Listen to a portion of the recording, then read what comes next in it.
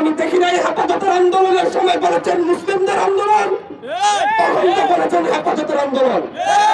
আমি তো দেখি নাই আল্লামা সাঈদীকে অ্যারেস্ট করার পরে আপনারা বলেছেন যে মুসলিম নেতাকে অ্যারেস্ট করা হয়েছে, আল্লামা সাঈদী ছিল। তাহলে এখন কেন চিন্ময় দাসের ক্ষেত্রে সনাতনী নেতাকে অ্যারেস্ট করা হয়েছে বলে প্রচার করবে? বাংলাদেশের মাটিতে বসে দিল্লির এজেন্ডা বাস্তবায়ন করতে দেওয়া হবে না।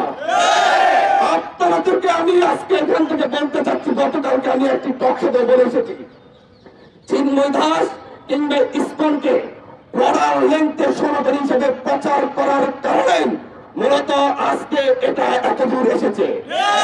চিন্ময় দাস একটি গোষ্ঠী, বাংলাদেশের জামাত ইসলাম যেমন একটি ধর্মীয় সংগঠন, বাংলাদেশে আপাতত ইসলাম যেমন একটি ধর্মীয় সংগঠন, বাংলাদেশের খেলাফত মজলিস যেমন একটি ধর্মীয় সংগঠন, চিন্ময়ের সেই হিন্দু জাগরণী মঞ্চ একটি মাত্র ধর্মীয় সংগঠন। এটা সকল হিন্দুদের প্রতিনিধিত্ব করে না।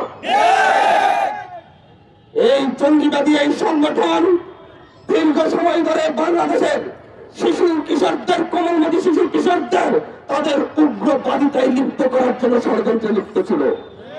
তারা শুধুমাত্র এদেশের মুসলিমদের উপর আঘাত করেনি, তারা দীর্ঘ সময় ধরে এদেশের আবহমান কাল ধরে চলে আসা বিভিন্ন সনাতনী ধর্মের মন্দিরগুলোতে হামলা করেছে। এই ইসকনের সদস্যরা আজকে শুধুমাত্র এখানে আমাদের আলিফ ভাইকে হত্যা করেনি, আপনারা ভুলে যাবেন না পাহাড়ি অঞ্চলে মুসলিম একজন ইমামকে হত্যা করেছিল। এই ইসকনের উগ্রবাদীরা সিলেটে 2019 সালে রথযাত্রায় হামলা করেছিল। এই উগ্রবাদীরা একটি গ্রাম থেকে আমাদের সনাতনী ভাই বোনদেরকে তাড়িয়ে দিয়ে ইসকনটা দখল করে নিয়েছিল। ইসকন মানে সনাতনী নয়। আমার সামনে এখানে মিডিয়ার শত মিডিয়া আছেন, আপনাদেরকে গত কয়েকদিন যাওয়ার লক্ষ্য করেছি, চিন্ময় দাসের প্রতিটি প্রোগ্রামকে আপনারা সনাতনীদের প্রোগ্রাম হিসেবে উপস্থাপন করেছেন। আপনারা কি করে এটা পারেন? আপনারা কি ইসকনের লক্ষ্য উদ্দেশ্য দেখেন না? আর মনে করেন চিন্ময় দাস মানে সকল সনাতনী? আপনারা কি মনে করেন ইসকন মানে সনাতনী?